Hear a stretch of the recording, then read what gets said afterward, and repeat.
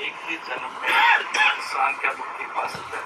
1 minute में पा सकता है। जन्म तो बहुत बड़ी चीज है। 1 मिनट में भगवत प्राप्ति हो सकती है। 1 मिनट। भगवत प्राप्ति का मतलब सोचते हैं?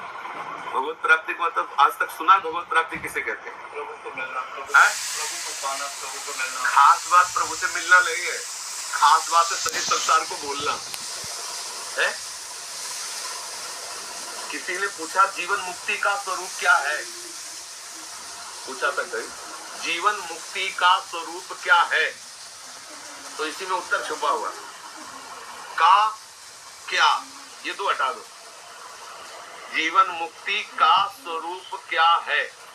तो का और क्या हटा दो, फिर बोलो इस शब्द को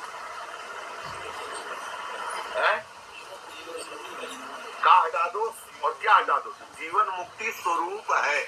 समझ आ गया? क्या है स्वरूप? जो हमारा आत्म स्वरूप है यही जीवन मुक्त है। ये सब भूल जाए, अपने स्वरूप में स्थित हो जाए, यही जीवन मुक्त है। उस प्रश्न में उत्तर तो जैसे हम क्या मुक्ति हो सकती है, तो सही पूछो तो हम मुक्त हैं। केवल इतनी बात जाननी है। जहाँ बंधे हैं उस बंधन को छोड़ दो तो आप मुक्त ही हैं। भगवत प्राप्त भगवान है अभी इसी क्षण हमारे हृदय में। पर हम शरीर संसार में इतने फंस गए कि प्रभु को भूल गए। शरीर संसार को भूल जाओ तो बिना किसी चेष्टा के भगवत प्राप्त हो जाओगे। शरीर संसार को भूलने में आप कितने प्रवीण हो, बस ये बात देखना है। ये अभ्यास आपका 1 मिनट में अभी भूल जाओ तो अभी भगवत प्राप्ति हो जाएगी। 1 जन्म में भूल जाओ तो 1 जन्म में हो जाएगी। करोड़ कल्प में भूलो तो करोड़ कल्प में हो।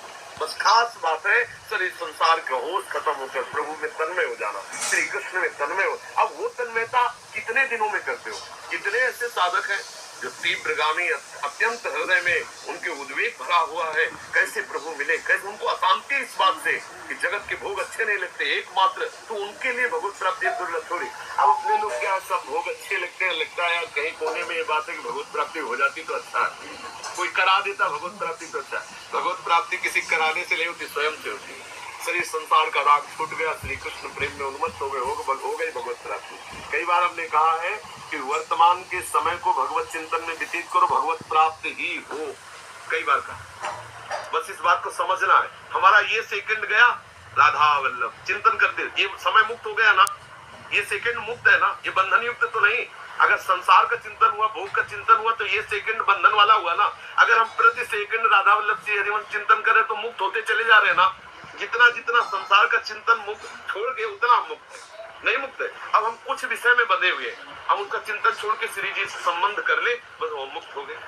कोई चिंतन न सोचति न कांक्षति समा सर्वेषु भूतेषु मद भक्तिं लभते पराम ब्रह्म भूता प्रसन्ना।